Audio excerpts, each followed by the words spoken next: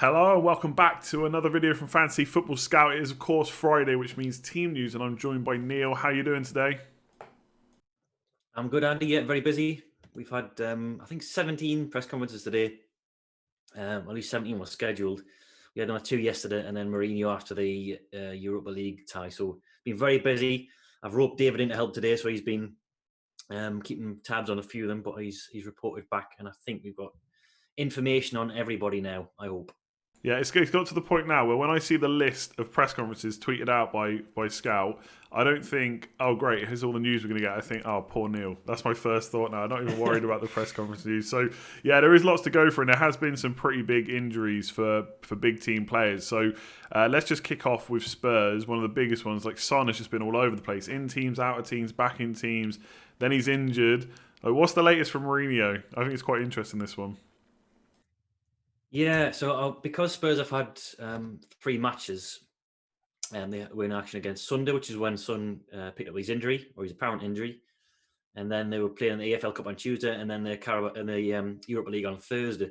So Mourinho's done a lot of press conferences, either pre-match or post-match, and every time he's been asked about Son, and every time he's got a slightly different answer. So last night after full time, he said he didn't believe that Son had a chance of featuring against Old Trafford, but didn't quite rule it out altogether.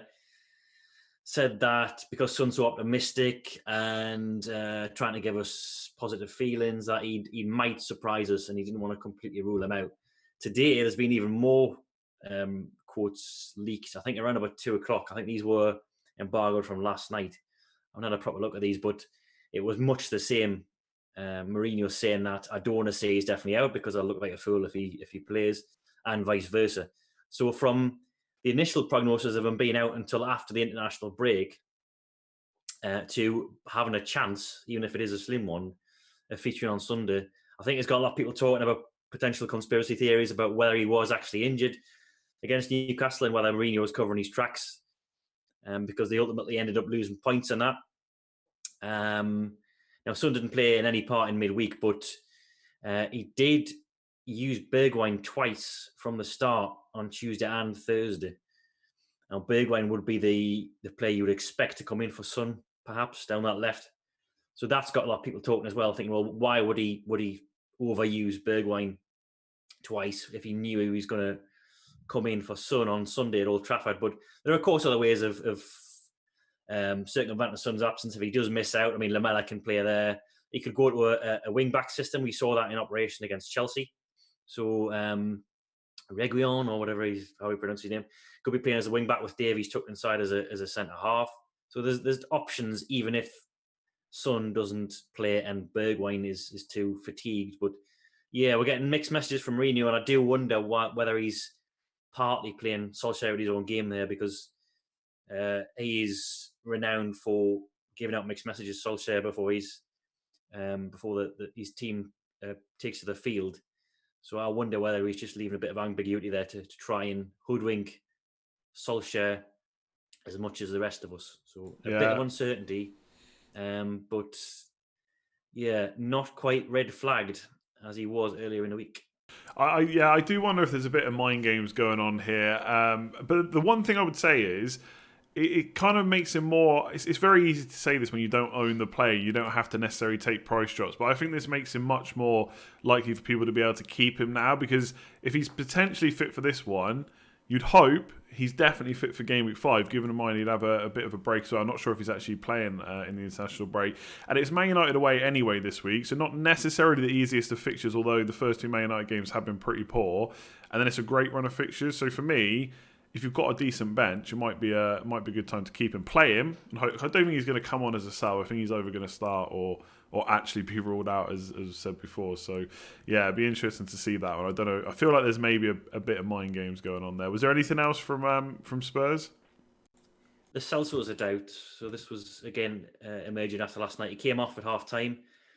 Again, how much of this is just kidology, or how much is a genuine problem, we won't know until Sunday. But he was substituted at half time, Lo Celso, and Mourinho said he was a doubt. But I think apart from that, and obviously Bale being out, I think there's no other real issues for Spurs.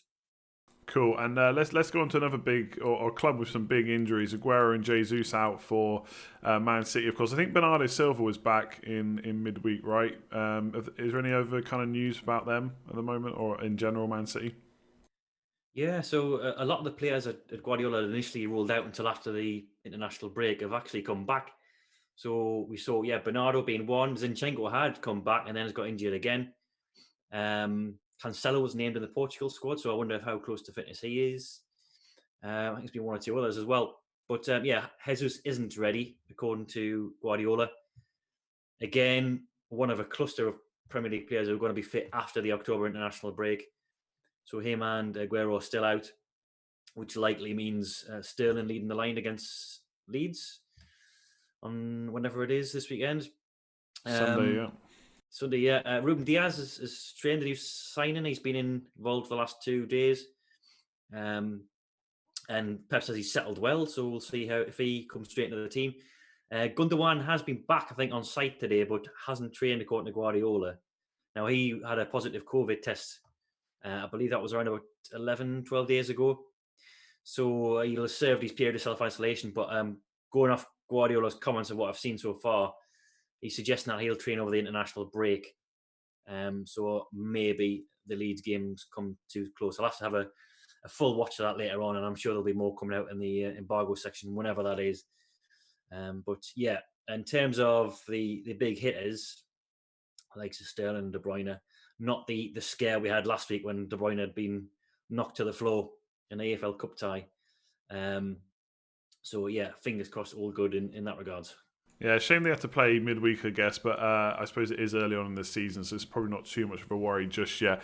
And the Jesus news is interesting, especially for like people like me who've bought in Foden. There'll be people thinking about Mahrez as well, and all it means when Jesus is back is there's one less spot for them to play if Sterling's going to move back left. So the fact he's back a little bit sooner makes me a little bit more worried about that. But again, we'll have to wait and see if he's actually available after the break. What about Chelsea then? They're also another side that's missing a lot of big players. Any updates on them? Yeah, this is interesting because as much as I'm losing faith in Werner, and I think I will sell him at some point, whether at this weekend or a later point, I am looking at one of the midfielders in the long term. So Pulisic, he is in the squad for tomorrow. This will be the first time we've seen him this season.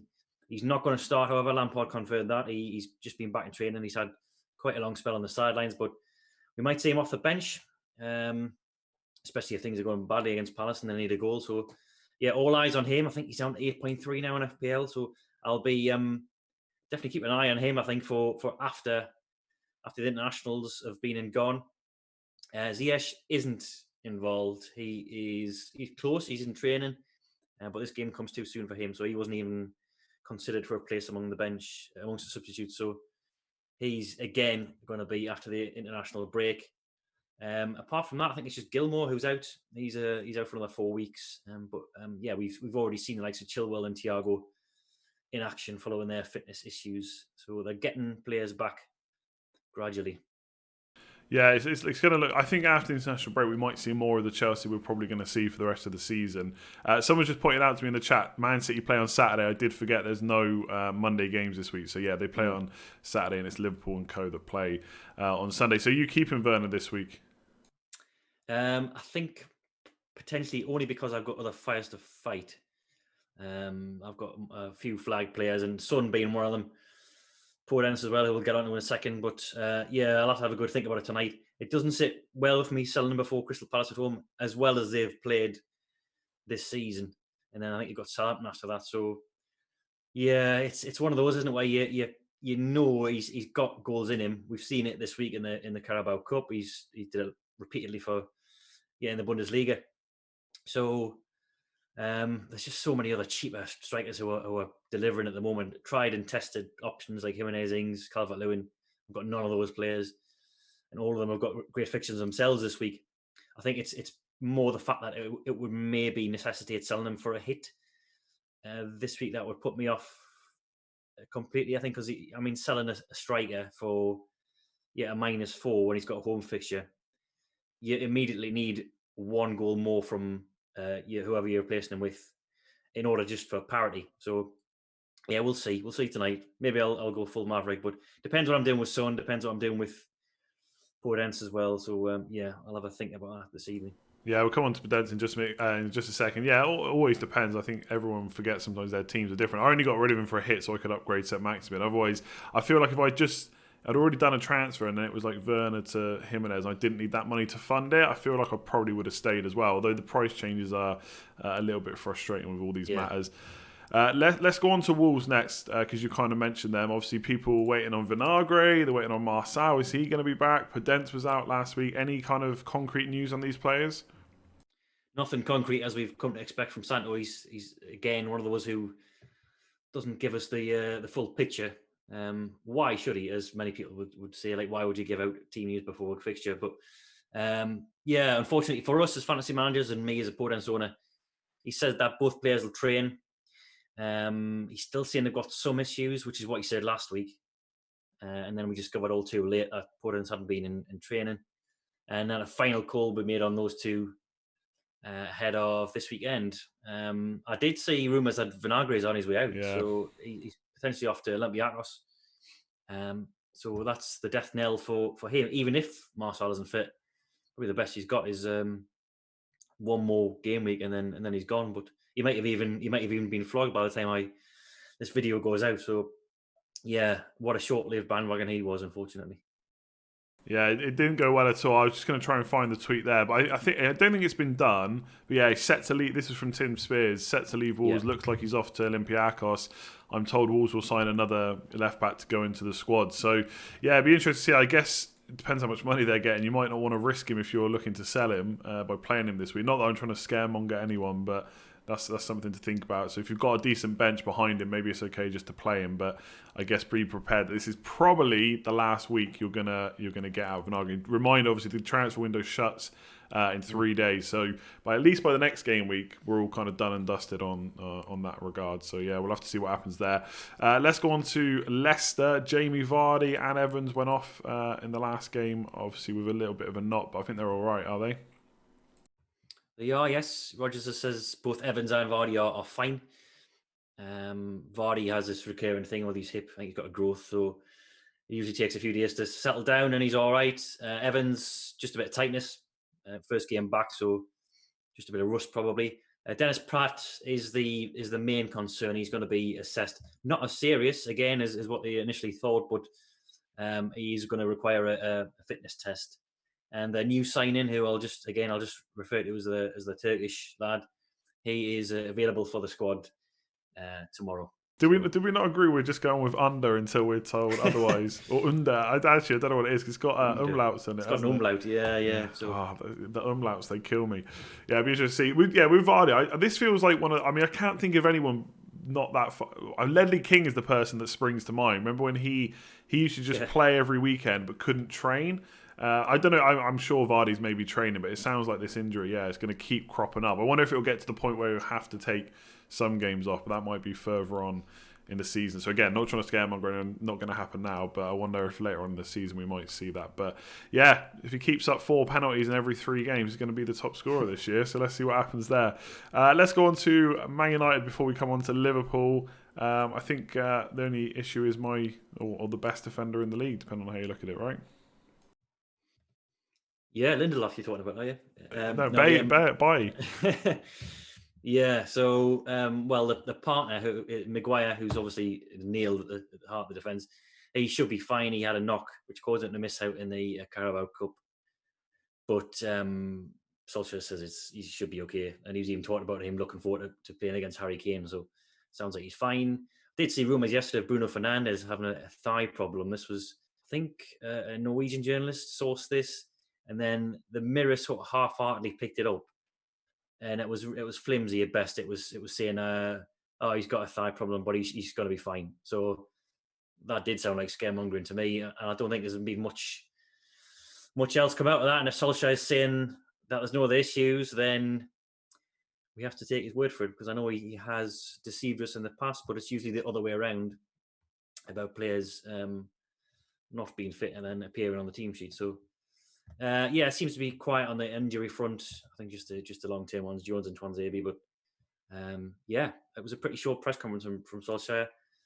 By you'd think they'll be edging closer to a start. I think again based on last week's evidence and the fact that he's looked decent whenever he's been given the rare chance. But it was Lindelof and Maguire for the bulk of last season, and they did do relatively well towards the end of the campaign. So whether Solskjaer still deems Lindelof worthy of loyalty because of that, I don't know. But he's probably edging closer every week by to a start, I think, in the league. I'd love to see him get without going off tangent too much. I'd love to see Bailly get a run of games. There's something I love about him, even though I'm still not actually sure he's any good. Which I think I said last week. He's so he's just full force into everything, and he's so quick. He's the kind of player we need next to Maguire, but I'm just not sure he's actually that good. But we'll have to wait and see. Let's go on to Liverpool. By the way, the Bruno Fernandez thing, I feel like an injury like that would be picked up after a while if it was true. So yeah, I fully agree. It sounds like something that's just a lot of rubbish. Let's look at Liverpool. Anything major there? Obviously, I think Mane and Trent, they both completely were out of the squad in midweek, but Salah actually played, but he came off after 60 with no injuries, I think, right? Yeah, so all the players who featured who normally play in the league either were rested completely or they had their minutes managed. So as you said there, Salah and Van Dijk, I think, got taken off around about the hour mark. Ronaldo appeared as a sub. Gomez came on for Van Dijk as well. So none of what we would assume to be the regulars played the entire 90 minutes on Thursday, which is good. So yeah, the likes of Diogo Jota and Milner and Minamino all featured in that. Henderson is potentially returning for this weekend. He's free of the muscle problem he had, according to Klopp, but I think match fitness is still an issue. He says that he's only going to be involved in part of the training today. And he sort of hinted that Southgate had an agreement with him that he would play him during the international break to build up his match sharpness. So he's obviously off with England on international duty. So I don't know if he'll be risked from the start against Villa. So it could well be the same team again, given that Oxlade-Chamberlain's still out, Thiago's still out as well after that positive COVID test. He's out until after the October break. And obviously Milner played 90 minutes in midweek, so still could be Keita, Ronaldo and Fabinho in midfield if Henderson isn't going to be risked. And then the rest, based on Thursday's selection in the Carabao Cup, you would think picks itself with the usual proviso that there's no undeclared injuries or illnesses, which I think is a big one in this current climate. With COVID, you're never quite sure who's going to pick something up, especially as Thiago's already been self-isolating with it. There was some vicious rumours, I think, go around on social media that there might be one or two Liverpool players who have picked it up, but I'm not going to give any weight to that just yet until there's anything more substantial to go on. But nothing from Klopp today. Yeah, that's the thing. Like people are talking about it in the chat. Basically, I feel like 2 and 2's been put together. Some players weren't in the squad. Thiago had it, therefore they've caught it. But yeah. I don't know. I just feel like, again, a bit like Bruno Fernandez, if something that big for those, it's not just one high-profile player that missed out. It's more than one. If that actually happened, I just don't know how they would keep that out of the news and why Klopp wouldn't mention it either. So yeah, I think until we see something from a decent source, it's not just someone on Twitter putting 2 and 2 together, we should probably ignore that for now. Let's move on to Newcastle. So Maximin obviously out last week. Is there any updates about him?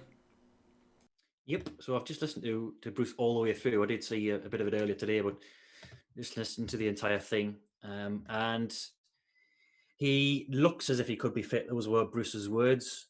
He's been training all week. He wasn't risked against Newport in the Carabao Cup.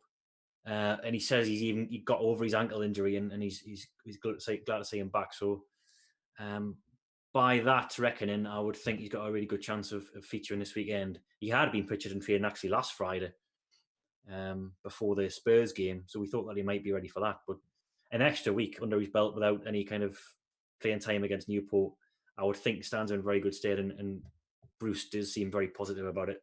So unless there's any setbacks between now and the Burnley game, then he could be back. I think elsewhere in Newcastle, could be problems in defence, which is good if you're a Chris Wood owner. So Clark and Dummett are already out. We knew that. Lascelles, who's one of the first choice centre halves, is a doubt with a hamstring problem. I think Bruce said they were him and Emil Kraft, who's also deputised at centre half, are a bit of a problem in his words. So that really just leaves Fernandez at centre back. Now, Fabian Schär did come back in midweek. He's been off for about 9 or 10 weeks, but he's had about 18 minutes of competitive football in that time. He's only a sub on Wednesday against Newport. So I don't know if he's going to be thrown straight back in.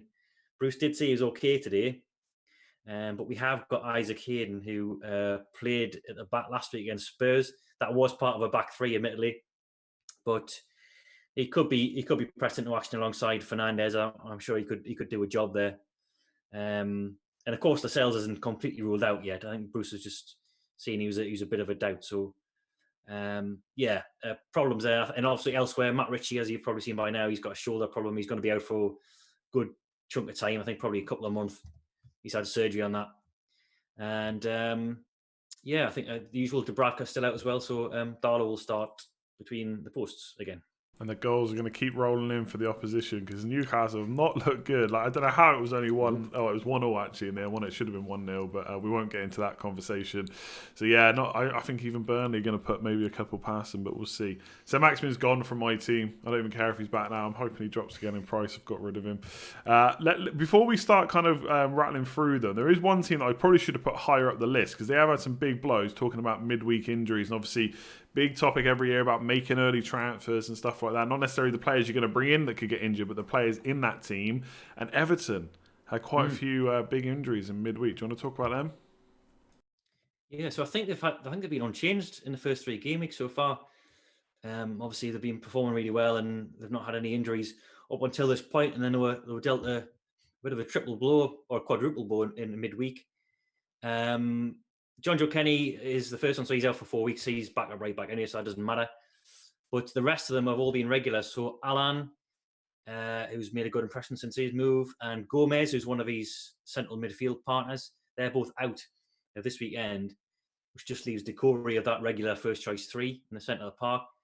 Probably the biggest one from a fantasy perspective is obviously Richarlison. So Ancelotti said he was better in trying to get him fit. But he's still going to have to go through a fitness test tomorrow morning. So that still leaves a shred of doubt about whether he's going to be fit or not.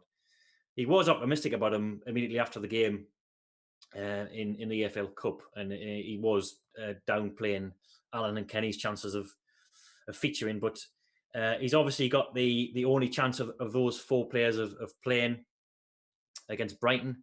But there's still an element of doubt there. And I don't think that's going to be cleared up before the deadline. So obviously, if you've got him, I think you hold and hope for the best. But it's if you were thinking about bringing him in, I think that would push you even further to Calvert-Lewin. I think if you were considering one or the other, the fact that there's just an element of concern about him is enough for obviously a flag in FPL and then places a seed of doubt in your mind, I think, about whether he's going to feature. So I can't bring you good news, unfortunately, on that front. And he'll obviously, unless we get something later in the day, which I seriously doubt, we might see some training photos, for example. That's the best we can hope for. You've got to go through a fitness test before the game. So, yep. Yeah, I'm really worried about this. One of the reasons I've got triple Everton, which looks okay for this week, Brian, but not with Gomez and Allen. I think Allen in particular is a huge miss. Like, Gomez is decent too, but Allen's done so much work like in front of that back 4. I'd be worried about clean sheets and them going forward because he wins the ball back so much. But Decory's still there is a big thing. But Alan Gomez out. It's not good to disrupt the team like that. So hopefully, and Richarlison out as well wouldn't be good either. So hopefully he's back. We'll have to wait and see. Do you want to just go? Will we just go through the rest? I think there's a few left. Crystal Palace, Southampton in particular. Got up next. Yeah, Arsenal. We've heard from Arteta, but I don't think they've, again, much like last week, I don't think they've issued their medical bulletin yet at the time of recording.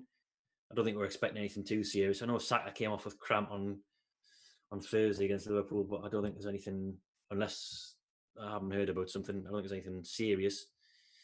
Villa, Courtney House came off against Stoke. They were playing last night. He's a backup defender, so nothing to worry about. I think Grealish had a dead leg in our Fulham game, but he completed the game. And Smith said he's trained this week, or trained today anyway. So I think that's fine. They still got Heaton, Wesley, and Engels out. Bartley could be involved. He's moved from Chelsea, and Smith said he was in his thoughts for the weekend. I do think maybe it'll be bench duty at first because Villa's won both the games. Hourihan's obviously at risk long term, but why would you disrupt a winning team at this point? Unless you thought Bartley would give a bit of extra protection against Liverpool for some reason down that left flank. But obviously, medium term, him, Barkley, and Traore would be threats to Hourihan and Trezeguet. But probably for this weekend, it might be close to an unchanged team if any alterations at all. Brighton, big doubts over Jan Bash and Davy Propper. So Basuma's back from suspension. Now, Brighton's actually been quite settled this season, which is not something we've been used to seeing with Graham Potter's teams, but I think 9 of their team have been ever present in the 3 game week so far. And it's whether Basuma comes back in. I mean, he's been their best midfielder for the best part of 2 or 3 months. And who he replaces, whether it's Lallana, as happened in I think game week 2, Lallana was on the bench then. I know fitness was an issue with him. Or maybe Connolly and he switches to a 2-man attack with Trossard and Maupay. But Basuma's back. I know a lot of people have got him on the bench, as I have, as an emergency sub. And he'll obviously see game time of some variety, even if it's not from the start. But I think a lot of people are expecting him to come straight back in, given what he provides to that central midfield area for Brighton. Burnley, I don't think we've covered yet. Cork, me and Loughton and Rodriguez are all going to be missing against Newcastle. Goodmanson and Brady are touch and go. Now, when Dyche said that in the past, he's generally erred on the side of caution. So might be too soon for them too, at least from the start. Tarkowski's back though. He was playing against Man City in midweek. No flare-ups since then of his bruised toe, so should be back alongside Kevin Long, I would think, with the 4 million Jimmy Dunn probably making way, which is probably harsh on him a bit, but I think they have missed Tarkowski undoubtedly. They haven't kept a clean sheet yet. We knew that was likely to happen as well as soon as they were back. So yeah, anyone that someone's asking in the chat would he play, it's definitely not long term. He's going to be straight out, isn't he? Yeah, and I think the only hope was that if Tarkowski was sold before the deadline, which could still happen, and then they didn't bring in a replacement, that was when Domo would be playing. But I'm sure they would have recruited anyway if that had happened. I think Ashley Barnes is back as well. He came back in the EFL Cup and played, I think, just over an hour. So it might be too tall an order for him to start again. I think he's been out since January. So I think 2 starts in 72 hours might be a bit of a push. But he should be on the bench at least. Palace, they've got pretty much everyone back in training bar Schlupp, who is targeting a return, I think, on game week 5. Ferguson, still nothing really concrete. Hodgson saying today that they don't want to put a time scale on it.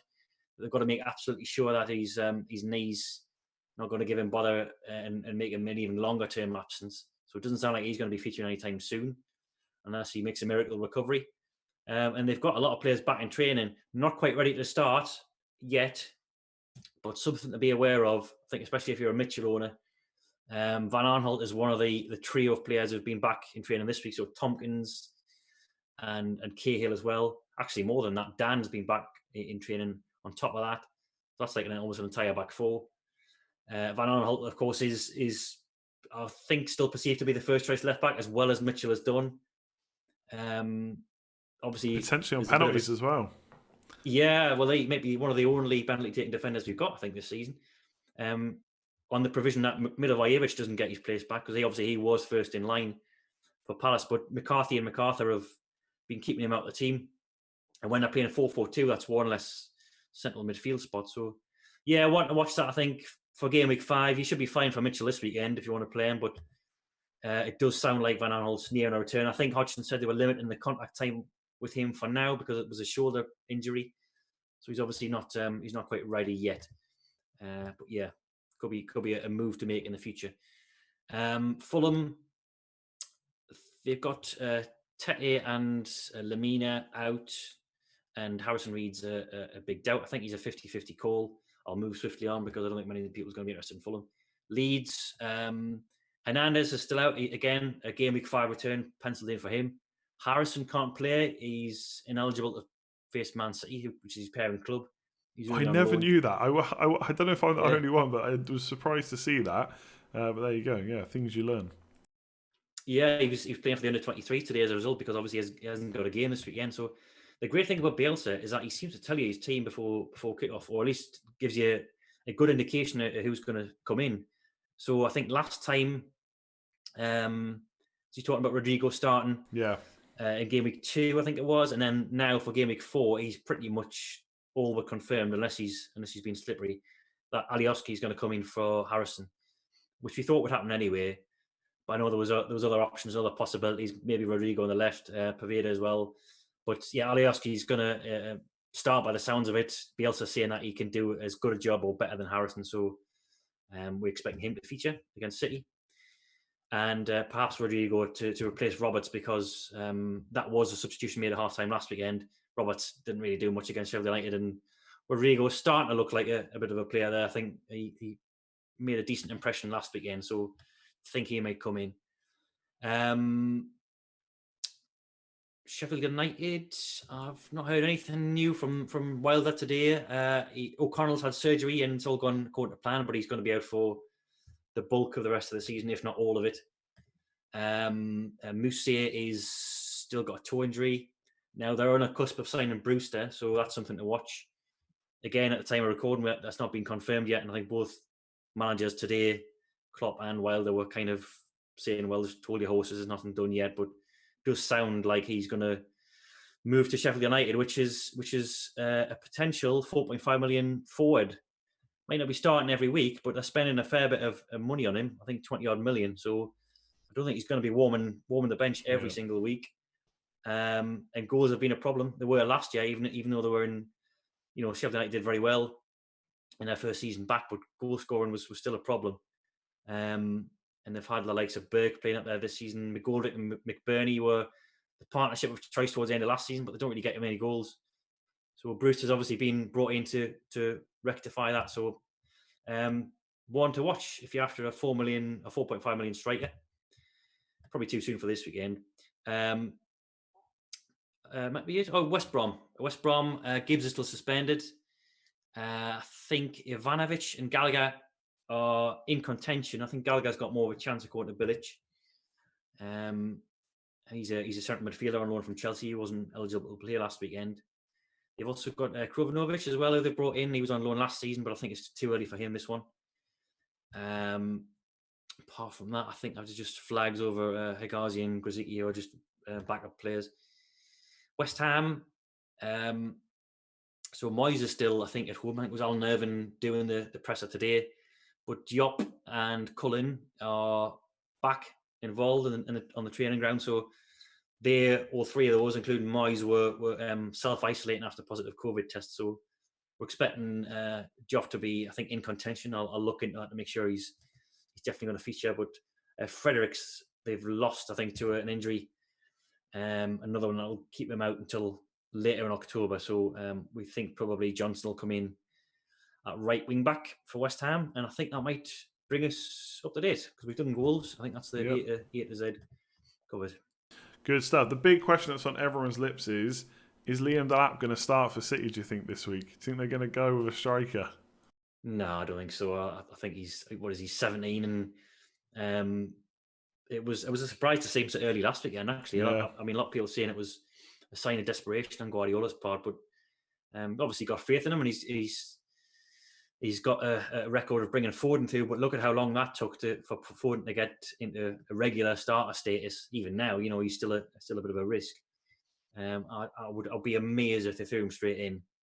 I mean, if more injuries occur between now and the deadline, then they might force his hand. But they've got Mahrez back. He was obviously starting last weekend. They've got Torres, who played in midweek, did all right.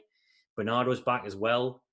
One of the ones we didn't think was going to be ready until after the international break, but he's an option either in the front three or further back as like a number 8, even as a false line. I think he's played before, so I'd be astonished if he gets a start. But we might see him off the bench. Yeah, to be fair, I think Pep did make a point of talking about how Sterling can play that number 9 position. So that's almost certainly going to happen with Foden and Mahrez flanking, I guess, unless Bernardo Silva comes into one of those positions. But we'll have to wait and see. Neale, thanks as always for all that information. Class as always. Thanks, Andy. Yeah, good luck, everybody. Yeah, cheers everyone for watching. If you haven't already, hit that like button on the video on YouTube. Hit subscribe as well. And if you want to check out the Fantasy Football Scout members area, there's a link down below. There's loads of articles, Opta stats, tables, comparison tools, all that good stuff. So check that out if you haven't already. And we will see you same time. Not next week, actually, because it's international break. So we get a week's break from doing this. We'll be back in 2 weeks' time to go through this again. So good luck in Game Week 4, and we'll see you soon.